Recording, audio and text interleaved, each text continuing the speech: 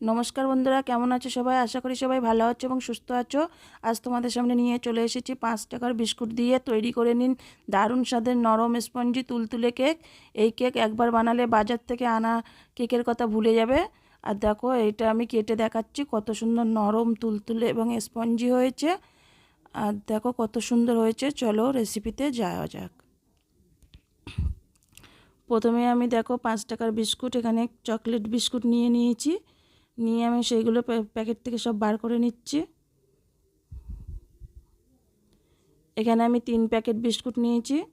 তোমরা যদি একটু বেশি করে করতে চাও তাহলে তোমরা বিস্কুটের পরিমাণ বাড়িয়ে নিতে পারো। এবার আমি এগুলো হাত দিয়ে ভালো করে গুঁড়ো করে নেব। হাতের সাহায্যে যতটা পারি ততটা দেখো গুঁড়ো করে নিচ্ছি।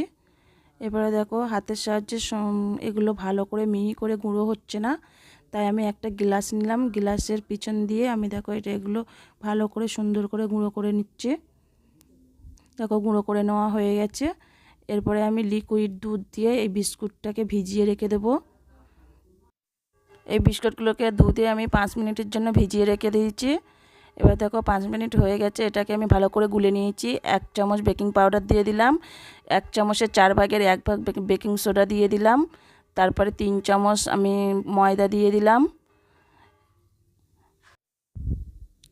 এরপরে 1 চামচ গুঁড়ো দুধ দিয়ে দিলাম, 1 চামচ গুঁড়ো চিনি দিয়ে দিলাম। আমি চিনি এখানে গুঁড়ো করে নিয়েছিলাম। এবার সবগুলো উপকরণ ভালো করে গুলে নেব। দেখো এরকম করে ভালো করে গুলে নিতে হবে। আবার একটু লিকুইড দুধ দিয়ে দিলাম, একটু গাঢ় হয়ে গেছে তাই। এবার এটা আমি গুলে তোমাদের দেখাচ্ছি কীরকম রাখতে হবে। এটাকে আমি 5 মিনিট সময় ধরে গুলে নিয়েছি। আবার দেখো এটা এরকম অবস্থায় রেখে দিতে হবে। বেশি গাঢ় করলেও হবে না, আর বেশি পাতলা করলেও হবে না। আমি এরকম একটা বাটি নিয়েছি, নিয়ে তাতে একটা গোল করে কাগজ কেটে নিয়েছি। নিয়ে তাতে দেখো রিফাইন তেল ব্রাশ করে নিচ্ছি। হাত দিয়ে ভালো করে রিফাইন তেলটা সারা গায়ে লাগিয়ে নিচ্ছি। দেখো সুন্দর করে হাতের সাহায্যে এটা আমি ভালো করে তেল বুলিয়ে নিলাম। এবার এটা আমি রেখে দেব। রেখে দিয়ে সেই ব্যাটারটা দিয়ে দেব। ব্যাটারটা দিয়ে দিলাম। এখানে আমি পুরোটাই বাটির মধ্যে দিয়ে দিলাম। এবার বাটিটা দেখো একটু ঝাঁকিয়ে নিচ্ছি যাতে ভিতরে হাওয়া না ঢুকে থাকে। দেখো সুন্দর করে এটা ঝাঁকিয়ে নেওয়া হয়ে গেল। এরপরে আমি কিছু ড্রাই ফ্রুট দিয়ে এটাকে সাজিয়ে নেব। দেখো কাজু দিয়ে আমি এটাকে ভালো করে সাজিয়ে নিচ্ছি। আমি এরকমভাবে সাজিয়ে নিচ্ছি, তোমরা যেরকম পারো সেরকমভাবে সাজিয়ে নেবে। এরপরে দেখো কিশমিশ দিয়ে দিচ্ছি কাজুর ফাঁকে। এবারে মাঝখানে আমি কিশমিশগুলো দিয়ে দিচ্ছি।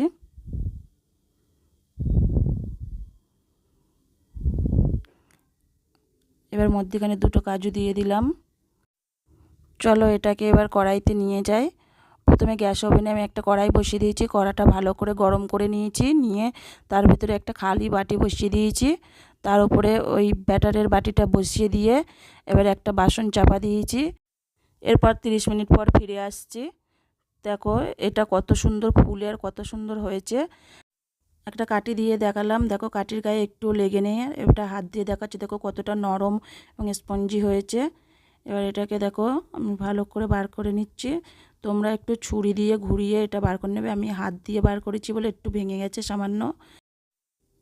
কাগজটা ছাড়িয়ে তোমাদের দেখাচ্ছি। দেখো বন্ধুরা, এই কেকটা কিন্তু একটুও পুড়েও যায়নি, আর এটা কত সুন্দর ছিদ্রযুক্ত হয়েছে। একদম পুরো বাজার থেকে কিনে আনা কেকের মতো হয়েছে। আর এটা খেতেও কিন্তু খুব সুন্দর হয়। আর দেখো কাগজগুলো তুলে তোমাদের দেখাবো কেকটা কেমন হয়েছে।